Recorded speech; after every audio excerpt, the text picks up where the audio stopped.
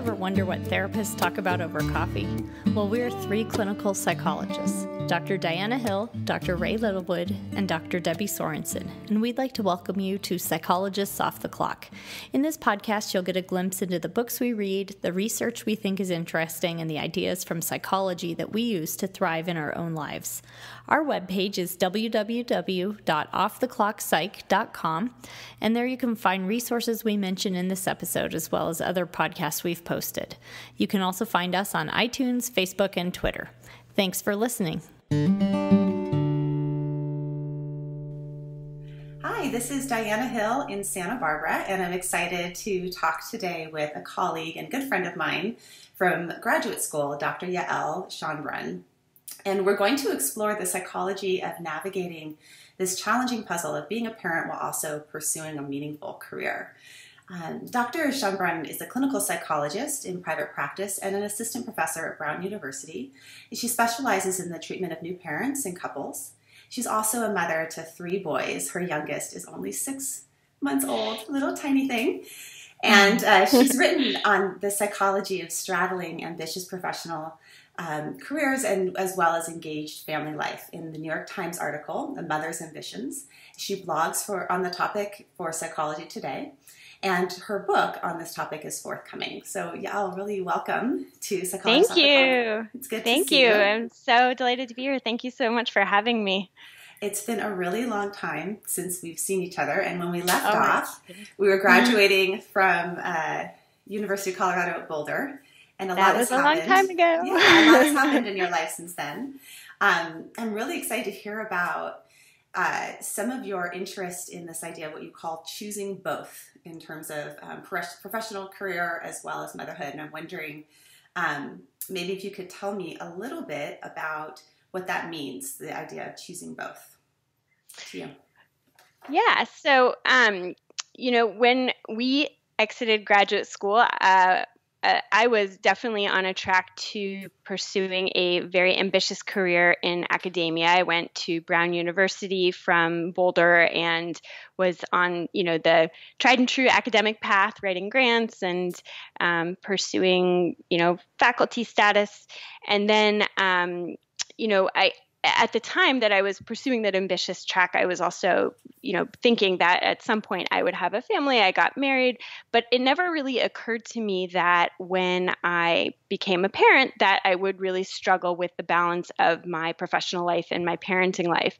In fact, what I really thought was that I could really have it all, that I could have that ambitious life and really take advantage of all my resources, a solid marriage and a flexible career that I was really in love with, and still be an engaged parent. And in fact, all the people in academia that I saw that I really looked up to who were, a few years ahead of me in their career trajectories as well as in their personal lives seemed to be managing it just fine. They seemed like they were really productive in their professional lives and that they were wonderful parents. So I just figured that's what I would do too. Mm-hmm. It didn't occur to me that I would really struggle once I became a parent.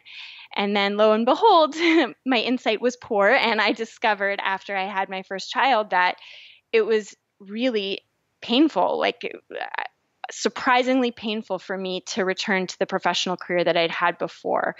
And I remember just, driving into work every day and crying that I didn't want to be apart from my child. And it wasn't because I had unsupportive colleagues or a job that I didn't love. It was just really a struggle for me and a really surprising struggle about how hard it was for me to be apart. And so at that time, I sort of faced, this huge question of, what was I going to do? I'd always thought of myself as an ambitious professional and somebody who wanted to be a mother and who had expected to be a mother in a particular way.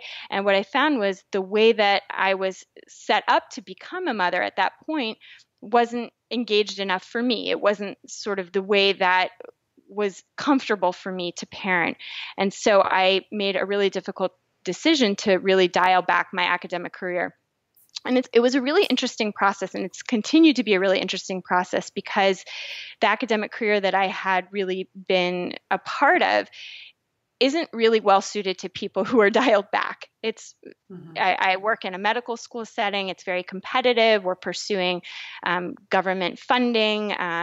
You're constantly expected to be producing scientific manuscripts and new studies, and you're competing with colleagues, internally and externally. And it's the best and the brightest, and they're all working their tails off. So to be dialed back in that kind of a career is really unusual. And so I ended up really struggling with what it meant to be somebody who was really getting lapped by all of my colleagues who, up until that point, I'd been managing mostly to keep up with. And then at the same time, feeling like, I was sort of a part-time stay-at-home mother, and yet the other more traditional stay-at-home mothers that I was surrounded by when I was in my mothering role were doing it very differently than I was too, because they weren't trying to also keep a foot in an ambitious professional life. And so I started asking all these questions of myself about, what it was that I wanted, what did it mean to be ambitious and dialed back? What did it mean to be an engaged parent, but not a stay-at-home parent? And, how did I want to do that? And how could I find happiness and some sort of balance that worked for me, given what I was trying to do? And that's really what led me to writing this essay that I randomly submitted to the New York Times, and that very surprisingly became published. And then when that got published, I was just flooded with emails from parents, largely moms, but also a bunch of fathers who really felt that message resonated with them, that they were also really ambitious professionals who wanted to be engaged parents and were sort of finding this straddling that they were doing of being partly in this really ambitious professional life and very much as engaged parents, that was something that wasn't being talked about very much. Yeah. And that was something that really should be talked about more, because there are so many of us who are trying to do that. And yet we all feel like we're alone, because what is mostly talked about is the lean-in philosophy or the opt-out philosophy. And the other thing that's talked about a lot is sort of the conflict between work and family, as opposed to, finding a way to choose both in a manner that really does work for you, for us. And I think one of the challenges of these ambitious parents that have careers is that same ambition maps onto how they often approach parenthood, right? So exactly. if you tend to excel and go and do the research and be really productive in your career, oftentimes these same parents have the same expectations for themselves as parents. So you're making your own baby food and researching BPA products and, what's the best parenting approach with, wooden blocks. And so it's really hard to have that level of desire to have a sense of doing your best in both worlds, and then maybe not meeting either of those standards is what I heard from you, and feeling lapped by the stay-at-home moms and lapped by the professionals as well. Yeah. Exactly. Yeah, exactly. And I do think that exactly what you're saying, this idea of what it means to be good at a particular endeavor that we partake in, whether it's professional life or stay-at-home parenthood, and we have this emphasis in our society on good means being excellent, right? I don't know if you read that book by Malcolm Gladwell, Outliers, but he talks a lot about the research and what it takes to be success. But success in those terms is really one definition of success. But that kind of success, the success of being excellent, really requires all-in effort. So Malcolm Gladwell has this 10,000 hour rule, which wasn't originally identified by him. I can't remember the researcher that generated that idea, but he talks about sort of how much time and effort it takes to become excellent at a profession or a skill or an art. And I think as you're noting, the people who are really ambitious tend to pursue excellence, whether it is in their professional life or in their parenting life.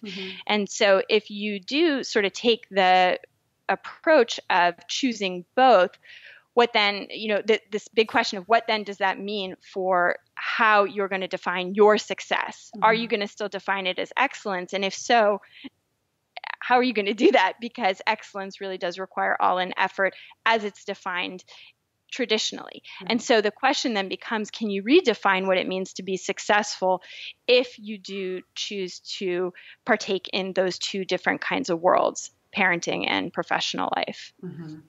And I think that excellence in parenting is kind of a misnomer, right? Like that really, right. Excellence in parenting is just being with your kids, right? Being present, being a present parent is excellent. So all that striving that we're doing and making, baby food, if your child is screaming at you on the floor and you're not being present with them, it's sort of lost. But yeah. So I'm curious, I'm sure you've gone into some of the research and background and sort of how psychology has approached this dilemma. And I was wondering if you could talk a little bit about that in terms of psychology's thoughts on the work-family balance.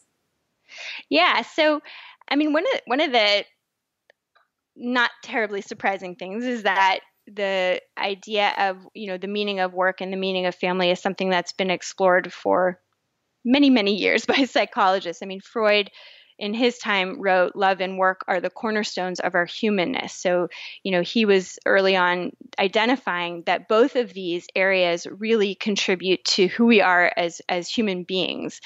And, humanness is defined by another prominent psychiatrist, Viktor Frankl. And I love this quote. He writes, man or woman, but he writes, man is originally characterized by his search for meaning rather than his search for himself. The more he forgets himself, giving himself to a cause or another person, the more human he is. And the more he is immersed and absorbed in something or someone other than himself, the more he really becomes himself. And so I think in that quote, he's really saying that by pursuing meaning, both through our achievements as well as through our connections with other people, the more human we become, the more fulfilled we can be. And that observation really bears out in modern research. In fact, positive psychology, which looks really at how people find happiness, how they make fulfilling, happy lives, has really identified that the search for meaning is what provides stable life satisfaction. And that's sort of in contrast to like the pursuit of pleasure or happiness, mm-hmm. The pleasure, the more immediate gratification that we're often oriented to.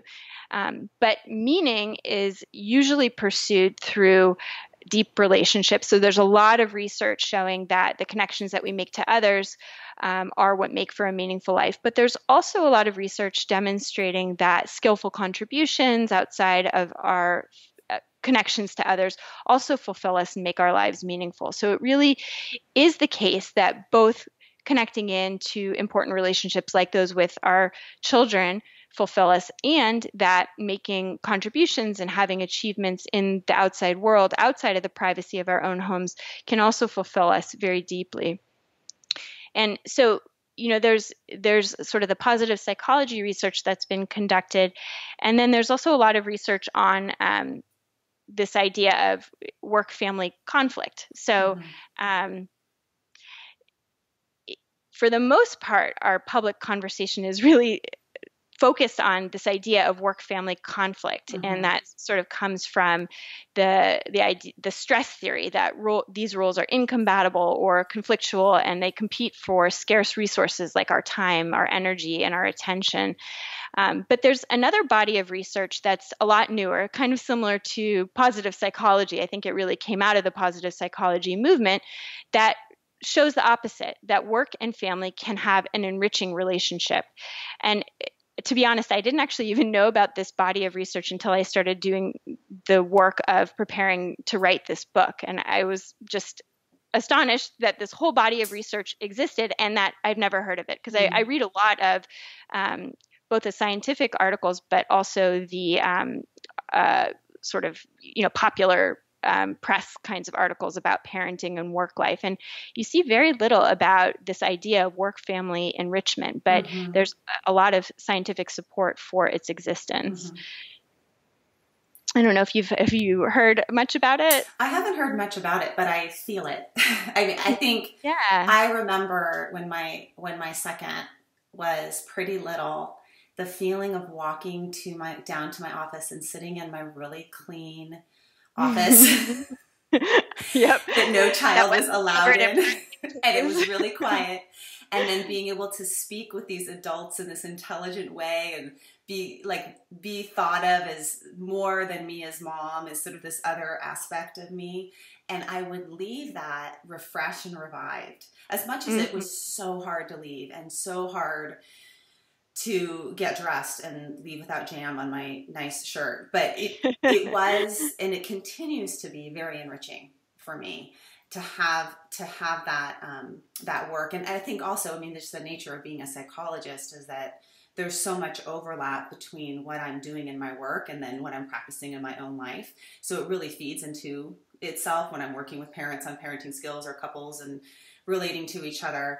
I feel like I'm hopefully integrating that into my own relationships at home.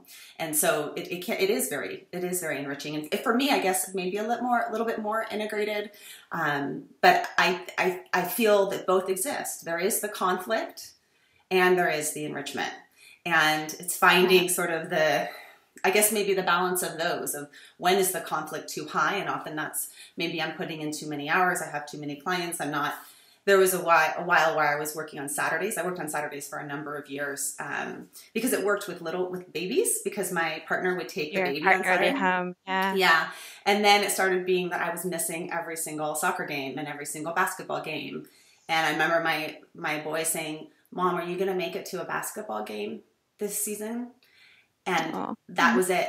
The next session I went in, I told I'm no longer on Saturdays, and it worked. So that is also a real privilege to be able to have flexibility as a parent. And I was actually curious about that too, because you've written about both the privilege of having a flexible work schedule, but also the challenges of that, because there are challenges that come up in being too flexible. There definitely are. And this is another wonderful book that I highly recommend. It's called The Paradox of Choice, and it's by psychologist Barry Schwartz. Mm-hmm. And he talks about how, for the most part, we think of choice as a good. Like if there's more choice, that's better. And more and more choice is still better and better. When the reality is that ultimately more choice has diminishing returns, and it can actually be a real negative. And through the research that he and other psychologists and researchers have conducted, they find that there really is a paradox in this idea of choice, that more choice actually leads to less satisfaction. And he's done some really interesting studies looking at more like laboratory studies, where if you offer, I think it's like, think 6 options is like, okay, like between 6 options, people usually feel like they can make a good choice and can feel satisfied at the end of it. But when you increase beyond 6 choices and far beyond 6 choices, what ends up happening is that people end up being far less satisfied with whatever choice they ultimately make. And the idea there is that with more choice, that our expectations just skyrocket. We think that with more choice, our outcomes really should be awesome. And I think that the way that I apply that to this idea of working parents being able to have it all, and working parents especially that have a lot of flexibility, we think, oh, we're so privileged. And in fact, we really are. I mean, I'm not actually meaning to suggest anything to the opposite side of that.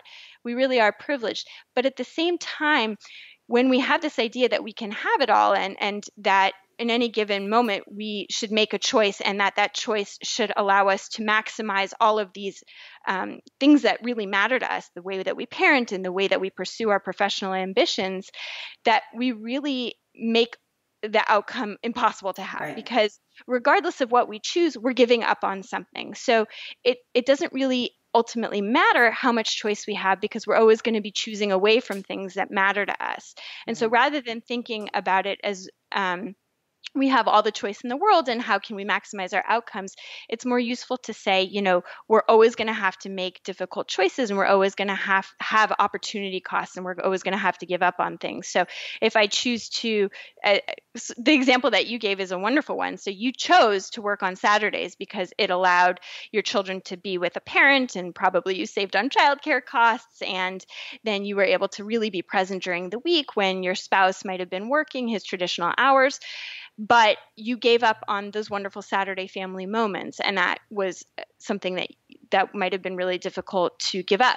Now, if you had entered into that choice thinking, okay, I'm choosing this for reasons, but I'm also really aware that I'm giving it up, that might have been a different process than as I did when I chose those Saturday hours, thinking, okay, now I can really get to have it all. I won't really miss out on anything because I'm going to get to have all of my mom time, and then I won't really give up on too much because I'll just, insert the hours. But you do give up on something, and so I think that the solutions to sort of mitigating the problems that come up with the having too much choice is really working with your own expectations and acknowledging that choices really come with opportunity costs, regardless of what the choices are. You're always going to be giving up on something, and that doesn't have to be a bad thing. It's just sort of being able to realistically assess your options. Mm-hmm.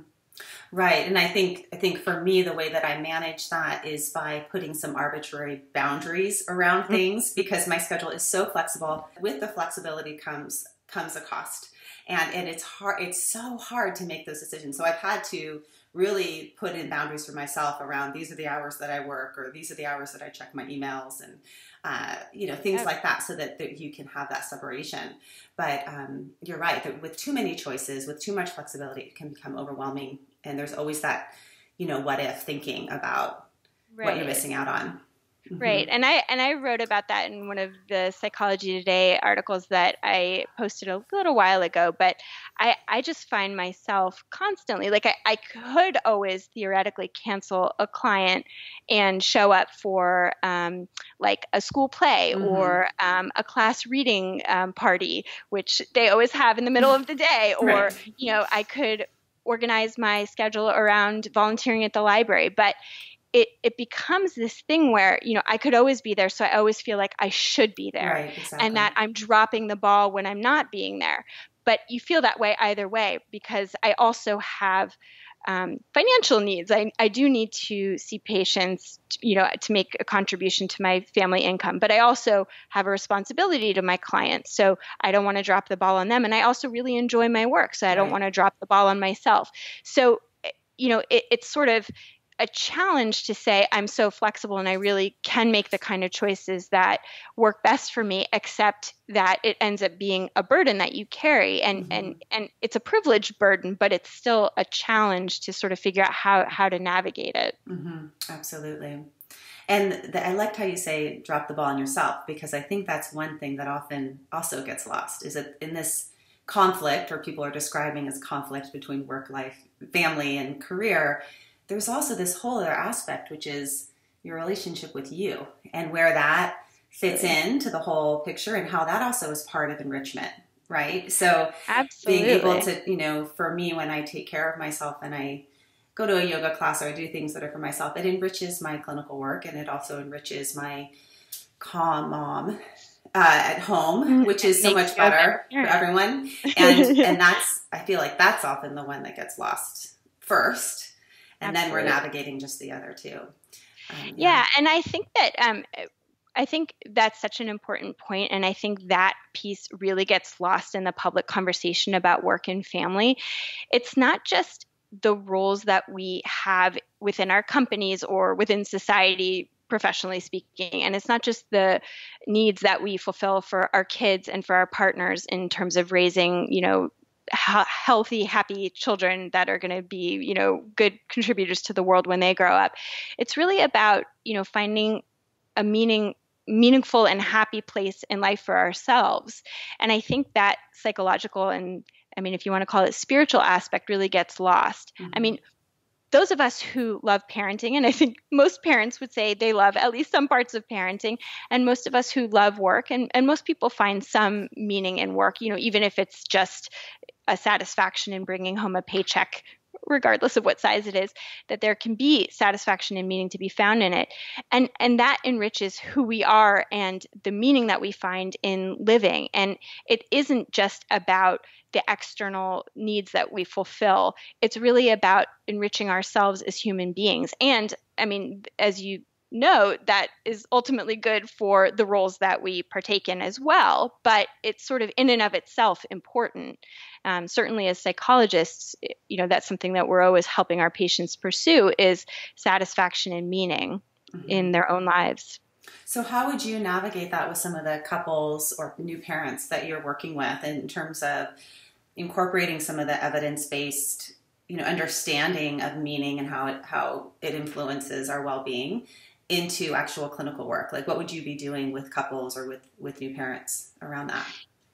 Yeah, so I was so excited to discover, because I think you and I have just really lost track of each other a little bit since grad school, that we've both become ACT therapists, Yes. which is so cool. So for those of you who are listening, ACT therapy is acceptance and commitment therapy, and it's this super wonderful, just life-changing approach.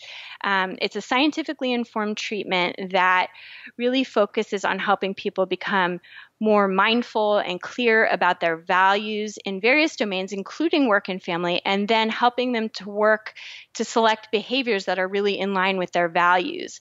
And so I use an ACT-informed framework to help new parents and couples to figure out, what is going to work for them. And what I love about this approach is that it's really flexible. Certainly you and I, being psychologists, have a very unique set of circumstances. I mean, our jobs really are flexible. Although my husband likes to say it's the most inflexible, flexible job, because once you set your hours, you really do have to be there. Yeah, and sometimes those hours are on an evening or on a weekend. and when my kids get sick, it's a real disaster. But some people, like lawyers or doctors or people who work in retail, have really different kinds of schedules and need to sort of adjust. And what I love about ACT is that it sort of takes the reality that you live in and then says, okay, given your reality, given your constraints, what are your values? How can you implement the things that are important to you and prioritize them in the life that you have? And then how can you become more mindful and select the kinds of behaviors that work for your particular constraints? So, for example, let me, just say, I see actually, I don't exactly know why, but I have a lot of lawyers that I see in my practices, in my psychology practice, young lawyers who are also parents. And for them, they have this requirement of making their billable hours. And so they have a much greater requirement of number of hours that they need to be available to their clients and to be sort of in the office than I do, for example. And yet they also still want to be engaged as parents. And so what we talk about is, given the type of work life that you lead, how important. So I might help them to sort of explore, like, is it more important to stay in this corporate kind of law firm that requires these intense hours, but provides you with enough income to really enjoy the time off that you have? Or does it make sense to pursue a different kind of career trajectory where you're in-house and have more constrained hours? And through those kind of conversations, people can sometimes make different long-term career plans than they originally had. But in the meantime, they can also use mindfulness skills to help themselves be more effective in the type of setup that they have in the more immediate future. So, for example, they can learn to be more efficient in doing their work tasks, and then they can learn to be more present when they're home with their kids. And it kind of harkens back to what you said in the very beginning of our conversation, where, what does it mean to be an excellent parent is usually to be really present and engaged with your children. And so it's often the case for working parents that we get distracted, and when we know that we have a lot more things that we need to accomplish after our kids go to bed, sometimes it's really hard to be present for their bedtime. But then we feel like we're missing out, both that we're not accomplishing something for our professional life, but that we're not really engaging with our children. And so ACT teaches a lot of really useful mindfulness skills to help individuals be more present in whatever it is that they're doing, and learn to tolerate sort of the anxiety of like, oh, I'm not getting something done, and be able to set that aside so that they can do the thing that they're really valuing in that moment.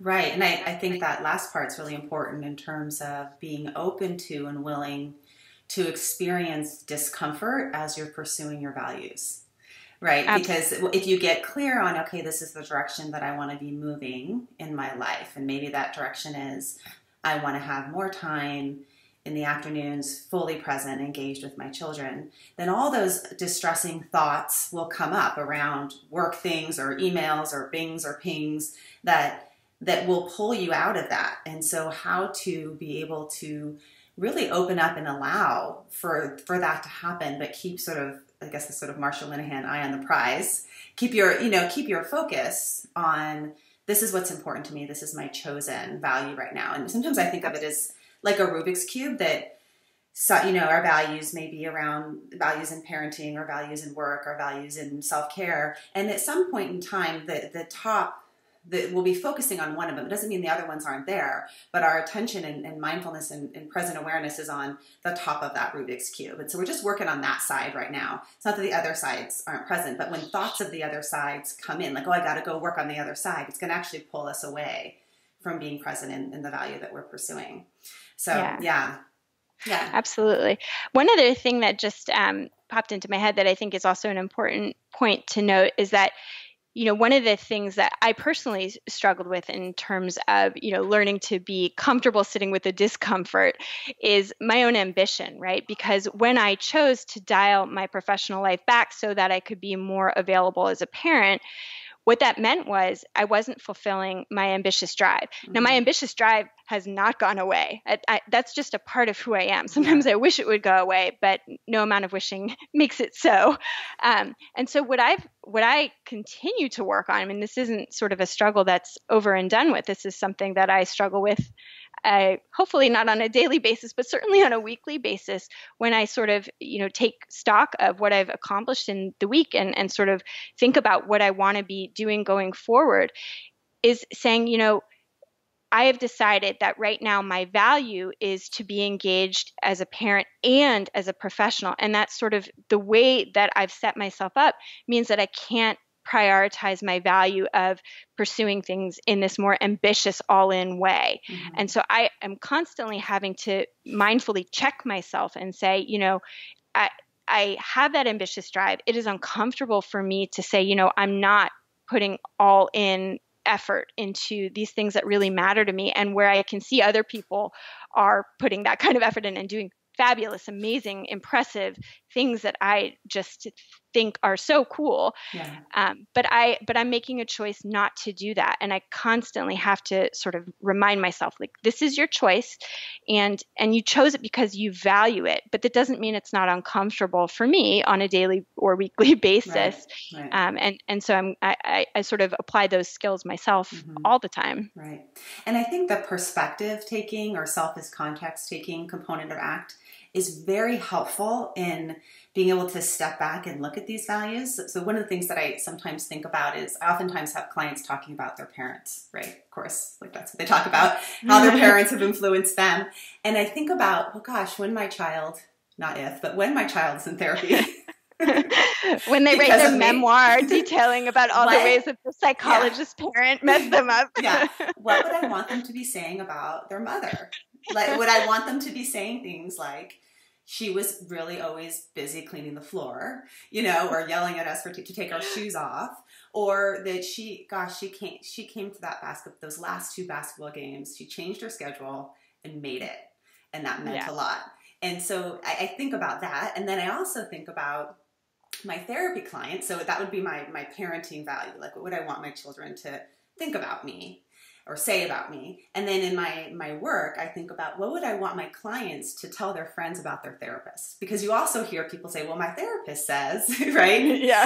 My therapist, who's like all knowing, right, but doesn't know anything, says, and don't tell them. Don't tell. But what would I want them to be saying about me? And would I want them to be saying, oh, wow, she read a lot of books? Or would I want them to be saying, wow, she can sit and listen? She can be really present with me, and I feel like she hears me and she sees me. And so that's sort of unearthed for me. What are my values in my work life, and what are my values in my parenting? And those can be a bit more of a guide, as opposed to these shoulds that are these externally dictated, what someone else thinks about what a good parent is, because it's different. And values are really personal and chosen, and everyone's values are a little bit different. So figuring that out for ourselves is part of that process in doing ACT therapy, or yeah. Mm-hmm. Absolutely. Well, and I think that the part about it being so personal is just so critical, because I do think, anybody living in the modern world, but certainly people who are ambitious, we have a hard time not comparing ourselves to our peers, to our colleagues, to other parents. And, when we get caught up in that, we constantly feel like we're falling short. But if we can sort of recenter ourselves on, what do I value? How do I want to orient myself to engaging in the things that matter to me? That can really release you from these unattainable standards that really are unattainable for everybody, but we sort of do these unrealistic comparisons because we don't know really what other people are balancing, or how they're orienting themselves, or what their opportunity costs are. So by checking in and saying, what are my values, and sort of how do I want to organize my life given my own constraints, that can really allow you to set yourself up to have your most fulfilling life that is unrelated to what would work for somebody else, because you are different. Mm-hmm. Absolutely. So what are some strategies or ways that you've kind of come about practicing this in your own life? And it sounds like you became a new parent. You had this ambitious career. You became a new parent. What have you kind of figured out for yourself around your values, and what are some of your hacks around work-life balance? Yeah. So I think I've gotten more comfortable with being a little bit less productive than I used to be. And that is something that took some time. I definitely, work a lot on being mindful and not getting caught up in thinking about what I'm not getting done when I'm with my kids. It's sometimes hard. What's also interesting is, in dialing back, I sort of started a new career, which is private practice. And then after I did the New York Times article, I started a third career. So I sort of have three careers that I feel like I fall very, very short on, as well as, we all feel like we're falling short as parents. So I try hard to just be wherever I'm at. These are all things that I love to do. So I'm constantly reminding myself, now I'm with the kids, when they're doing a rest time, I can try to get some writing done, or some of the other kinds of tasks that are relevant to my research career or billing for my private practice. But I try to be as mindful as I can. And just on a practical level, one of the things that makes it a tiny bit easier is making use of naps and rest times. Even my 7-year-old knows that on the weekends he has to do a rest time, and that's good just to kind of have some quiet time, but it's also good for me to sort of at least get a couple of small things done that are nibbling away at the corners of my mind when I'm trying to be in family mode. And then I also try to be really clear with myself about what the opportunity costs are. I love being a parent, and so that often is an easy reminder for me. If I really think, if I were to choose to sort of go back in full throttle into my professional career, the kinds of things that I'd be giving up.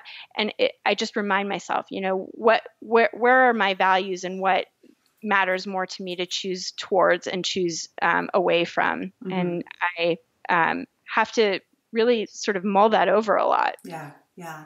How about you? I mean, what are the ways that you sort of make it work? Yeah.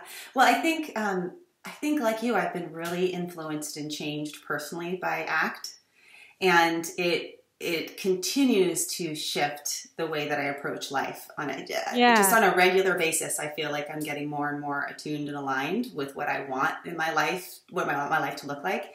And so one of the things that I have found really helpful more recently is doing this concept called stacking your life, which comes from Katie Bowman, which is it kind of goes back to, we didn't, I think when evolutionarily, it wasn't that we were ever really separated from our kids, right? Early on, you would just be doing your work, and then your children would be doing their play next to you. And so I integrate more of that into my life now, where I'll be doing things like, when I'm reading stories to my kids at night, I'll be doing legs up the wall or doing some kind of yoga stretch.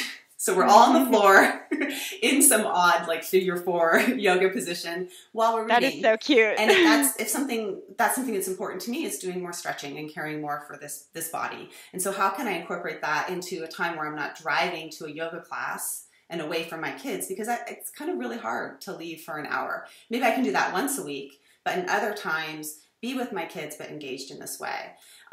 Or something else that I did is we hung a pull-up bar, like a swing trapeze with rings in our playroom, so that I really want to do a pull-up by 2018. This is my goal. And so I can be in there. Resolution. Yeah, so I can be in there moving, and they're playing, and we're doing it, and I exercise in the morning at home, so we can be doing that together. And so it's all sort of a little bit more integrated. So that's when values kind of stacking your life, have it be more integrated. And then another thing that's been really important to me is finding a tribe. And for me, that's been finding a tribe of mothers, but also mother psychologists, people that are in the same struggle. And that's actually how this podcast was born. So I was on a... oh, really? Mm-hmm, oh, I was cool. on a retreat where I was at a spa with some of our psychologist friends, and we were all talking, and one of them said, what if we did a podcast? Because we're all talking about psychological research, but also how we're applying it in our lives.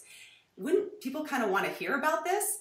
And that's how we generated this. And now, so I stay in touch with these women. We meet a couple of times a year and have retreats, but we also stay connected in between. And how to find, I guess, other people that are facing the same challenges, so that I'm not alone in it, and that it gets more normalized, and it's more messy, and it's not about like seeing that person out there that has it all put together and comparing myself to them, but more about we're supporting each other, because I think we live in much more isolation. And I think a part of mothering is that we need other women around us, and we need just that. There was when my second was very little, I did a dinner exchange with another woman where once a week I would cook dinner for my family and her family. She was like a neighbor.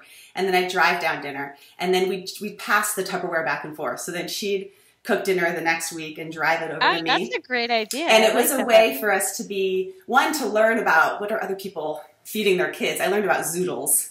You know, the zucchini noodles. I learned about zoodles and homemade fortune cookies. And she did all sorts of cool things. But it was also a way of how we could also split it up, so that she would cook for me on my day that I had the most clients, and then I would cook for her when she had a cleaning person come to her home so that her kitchen could stay clean. And so it was, again, this idea of how can we be more supportive of this really, what can be at times isolating and challenging struggle of not doing it all, but maybe leaning on each other and getting a little bit more flexible in how we do it, but also keeping an eye on what is most important to us, and not letting that go. Yeah. I love that. Yeah. So it's been so good to see you, hear about you. I know. I'm so proud of you. You've done such wonderful things, and this podcast is so cool. Thank you for letting me be a part of it. I'm really honored. And I'm so proud of you too. I remember very fondly, we used to take long runs with each other. I know. In Boulder and talk about the stressors of grad school. We had no idea. It was just going to get more stressful. But it's been really fun to read what you've been writing, and I've really related to all of it. So I really encourage our listeners to look up your New York Times article. I'll put a link to it on the website.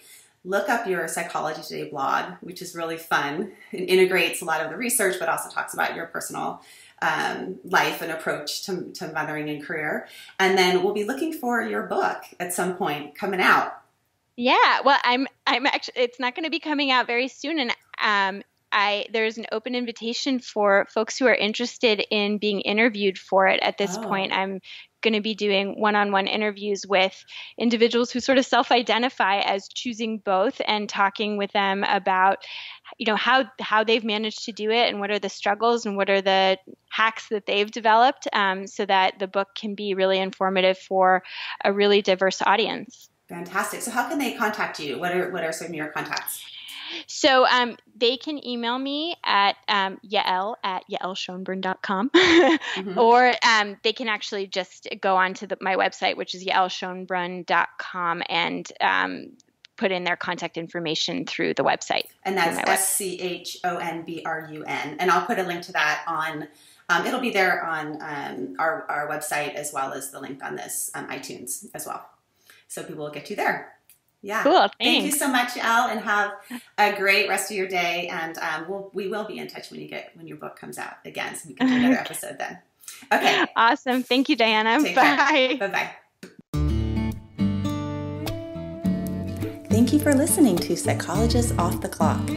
You can find us on Twitter, Facebook, and iTunes. You can also find us at www.offtheclockpsych.com. That's offtheclock, psych.com. Music by John Gu and Susie Stevens.